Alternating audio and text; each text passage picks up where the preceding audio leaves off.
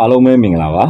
ကိုဆိုင်ရဲ့ Chelsea Live YouTube Channel နဲ့ Facebook Page ကနေပြီးတော့ပြန်လည်ပြီးတော့ကြိုဆိုလိုက်ပါတယ်ဒီနေ့ကျွန်တော်ပြောပြသွားမယ့်အကြောင်းအရာလေးကတော့ကျွန်တော်တို့ Chelsea အသင်းရဲ့18ရက်နေ့ညနောက်ဆုံးရရှိထားတဲ့သတင်းအချက်အလက်တွေနဲ့ပတ်သက်ပြီးတော့ညီကိုတို့တွေကိုပြောပြပေးသွားမှာပဲဖြစ်ပါတယ်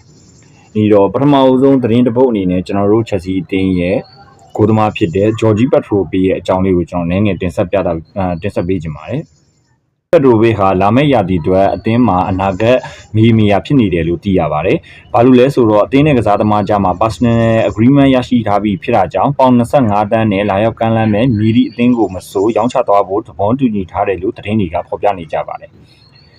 ။ဒီသတင်းကအမှန်လို့ပြောလို့ရမှာပေါ့နော်။ကျွန်တော်အမြင်အရပြောရမယ်ဆိုရင်တော့ Georgie Petrovic ကိုကျွန်တော်အပြင်ပေါ့နော်ကျွန်တော် Chelsea ပြည်သက်တိုင်းကဒီ Chelsea ရဲ့ဂိုးပေါက်တနေရာမှာစောင့်ကြက်နေတာကိုမြင်ကျင်တဲ့လူတွေကြီးပဲလို့ကျွန်တော်ထင်တယ်ပေါ့နော်ဒါပေမဲ့လည်းဒီကစားသမားရဲ့အနာဂတ်ကကျွန်တော်တို့ Chelsea နဲ့ကံမပါဘူးလို့ပဲပြောရမှာပေါ့နော်အဲ့တော့ကျွန်တော်တို့ Chelsea နဲ့ကံမပါဘူးလို့ပြောရမှာဖြစ်တဲ့အတွက်ကြောင့် Georgie Petrovic ဟာလာမယ့်ရာသီမှာကျွန်တော်တို့အသင်းမှာဆက်ရှိဖို့ဆိုတာကတော့တော်တော်လေးဝေဝါးသွားခဲ့ပြီပေါ့နော်သူ့အနေနဲ့အရင်ပြီးခဲ့တဲ့ရာသီတုန်းက Stratford အသင်းကိုအငှားချပြီးတော့မှကောင်းမွန်တဲ့လက်စွမ်းတွေကိုပြသခဲ့တယ်ဆိုပေမဲ့လည်းကျွန်တော်တို့အသင်းရဲ့နီးပြဖြစ်တဲ့ Enzo Maresca ကတော့သူ့ရဲ့ချစ်ဆုံးသားကြီး Robert Sanchez ပေါ့နော်ဒီ Robert Sanchez ကိုပဲနံပါတ်1ကိုသမား Felix Jorgensen က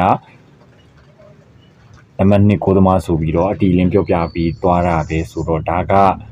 အားလုံးပြောရမယ်ဆိုရင်တော့ကျွန်တော်တို့ Chelsea အသင်းရဲ့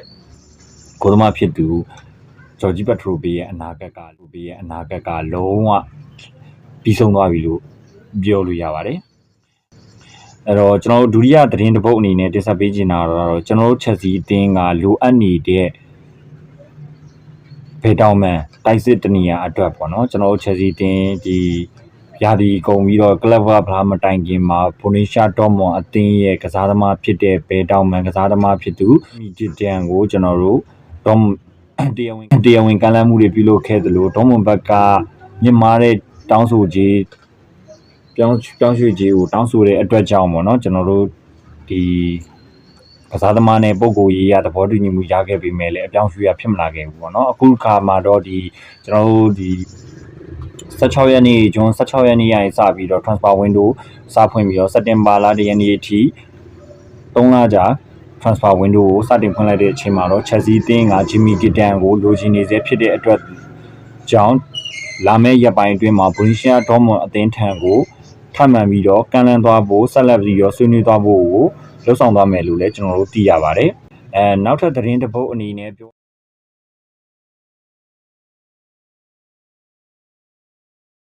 ဒီကလပ်အသင်းရဲ့လိုင်ယွန်အသင်းပေါ့နော်ပြင်သစ်ကလပ်လိုင်ယွန်အသင်းရဲ့ကစားသမားဖြစ်တဲ့အသက်20အရွယ်ရှိတဲ့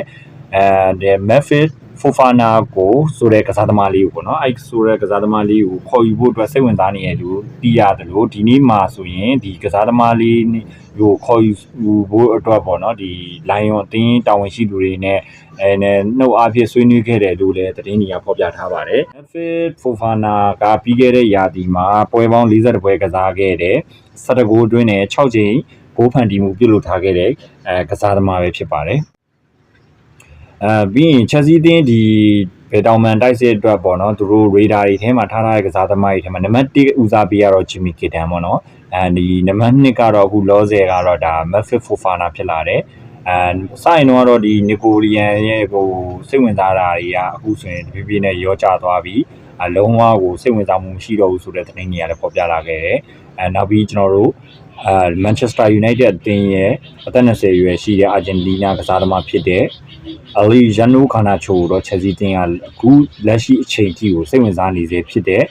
တိုက်ရိုက်ဆွေးနွေးမှုတွေပြောဆိုမှုတွေကတော့ပြုလုပ်ထားခြင်းမရှိဘူးဒါပေမဲ့ Alejandro Garnacho အနေနဲ့ကလည်း Chelsea အသင်းထံပြောင်းရွှေ့ခြင်းကြောင်းကိုလည်းဒါပြောင်းရွှေ့ခြင်းနဲ့ဆိုတဲ့သတင်းတွေကိုဖော်ပြနေခဲ့တာတော့ကျွန်တော်တို့မြင်တွေ့ထားဒီကျွန်တော်သိထားရတယ်ပေါ့နော်ပြီးရင်ကျွန်တော်တို့နောက်ထပ်ကစားသမားကတော့ဒီ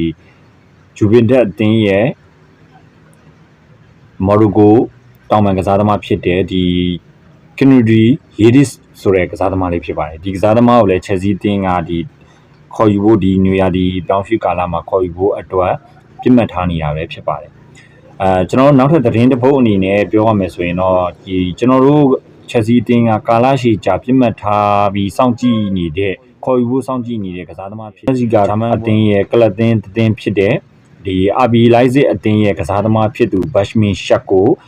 Benjamin Sesko ကိုခေါ်ယူဖို့အတွက်စိတ်ဝင်စားမှုတွေကလုံးဝရောကျသွားပြီဖြစ်တယ်လို့ကစားသမားကိုလည်းတိုက်စစ်မှုရေဒါပြစ်မှတ်ထဲရင်ဖယ်ရှားလိုက်ပြီလို့သိရပါတယ်အဓိကအကြောင်းရင်းကတော့ဒီကျွန်တော်တို့ချက်စီအတင်းကိုဒီနှစ်မှာရောက်ရှိလာတဲ့အစ်စ်တင်းထန်ရင်ပေါင်ယူ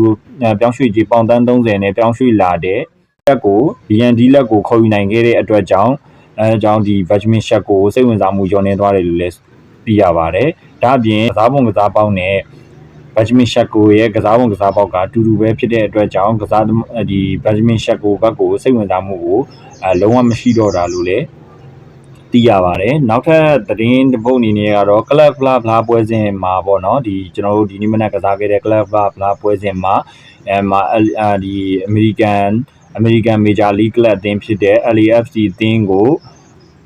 နှစ်ဂိုးမရှိဆိုတဲ့ရလဒ်နဲ့နိုင်ယူခဲ့တဲ့ပွဲစဉ်မှာအကောင်းဆုံးကစားသမားဆုရရှိခဲ့တဲ့ကျွန်တော်တို့အသင်းရဲ့တောင်ပန်ကစားသမားဖြစ်တဲ့ Pedro Neto ကအကောင်းဆုံးကစားသမားဆုဖြစ်ရရှိခဲ့ပါတယ်ဒီပွဲမှာအကောင်းဆုံးချုံမြင်မှုရရှိခဲ့တာတော့ကစားသမားတိုက်စစ်ကစားသမားဖြစ်တဲ့ William Dilek ကဒီ Enzo Fernandez အတွက်လှပတဲ့တွင်ကိုတကိုဖန်တီးပေးမှုပြုလုပ်ခဲ့တယ်လို့ကောင်းမွန်တဲ့performance တစ်ခုကိုပြသပေးသွားနိုင်ခဲ့တယ်ပေါ့နော်အဲကြောင့်မို့ဒီလာမယ့်ရာသီမှာကျွန်တော်တို့ချက်စီအသင်းမှာဒီနီကိုလာဂျက်ဆင်နဲ့လီယန်ဒီလက်ရဲ့တိုက်စစ်အားပြိုင်မှုတွေကိုလည်းမြင်တွေ့နိုင်ရမှာဖြစ်ပါကြောင်းသုံးသပ်ဆွေးနွေးရင်းနဲ့ပဲဒီဗီဒီယိုလေးကိုဒီလောက်နဲ့ပဲနားကျင်ပါတယ်ကျွန်တော်ရဲ့ကိုဆိုင်ရဲ့ Chelsea Live YouTube channel နဲ့ Facebook page လေးကို like and follow subscribe လေးမပြုလုပ်ရသေးရင်ပြုလုပ်ပြီးတော့ခဲ့ကြပါအောင် Chelsea သတင်းအနေနဲ့ Chelsea အသင်းအကြောင်းအရာပေါင်းစုံကိုကျွန်တော်တို့အချိန်နဲ့တပြေးညီတင်ဆက်ပြသပေးသွားပါမယ်အားလုံးကိုကျေးဇူးတင်ပါတယ်ခင်ဗျာ